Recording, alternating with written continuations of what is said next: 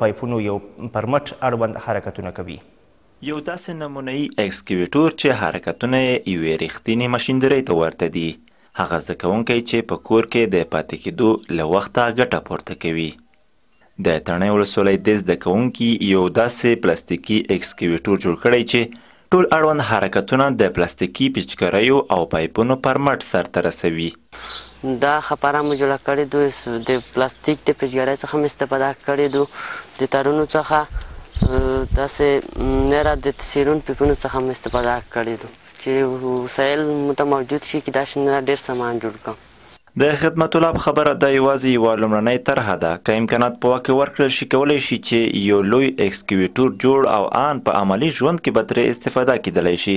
د ده په خبره ټول زده کوونکي باید د ښوونځیو د رخصتېدو له وخته د زده کړو او تجربو په برخه کې لوړه ګټه پورته او د بهر تګ پر ځای هم ځان هم نور خوندي وساتي.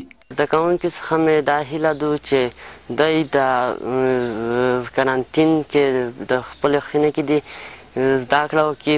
څنګه مو خپله زده کړې ته وخت ورکړی دی ده ته ما وخت ورکړی و د کرانتین کې مې جوړه کړه. مې دوی څخه هیله ده چې خپله زده کړې ته ادامه ورکړي. بلخوا د یوې داسې مالي کمیټې غوښتنه هم کیږي چې نوښتګر زده کوونکي له خنډ پرته اړوند کارونه سرته ورسوي.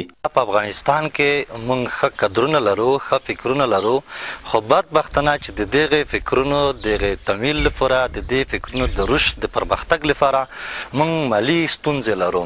کاشکې دولت یوه داسې کمیټه د دې لپاره ایجاد کړي چې د دغې مالي ستونزې ټولې حل شي او هغه څوک چې په دې برخه کې ابتکارات لري او نوښتونه لري هغه خلکو ته رشد ورکړی شي. د هیواد په لر او بر کې د خدمت الله په څېر ګڼ داسې زده کوونکي شته چې په بېلابېلو برخو کې نوښتونه رامنځته کولی شي.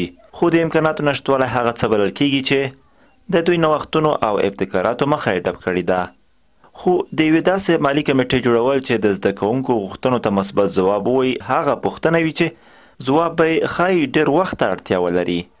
سیف الله ظاهر، انعکاس راډیو تلویزیون، خوست.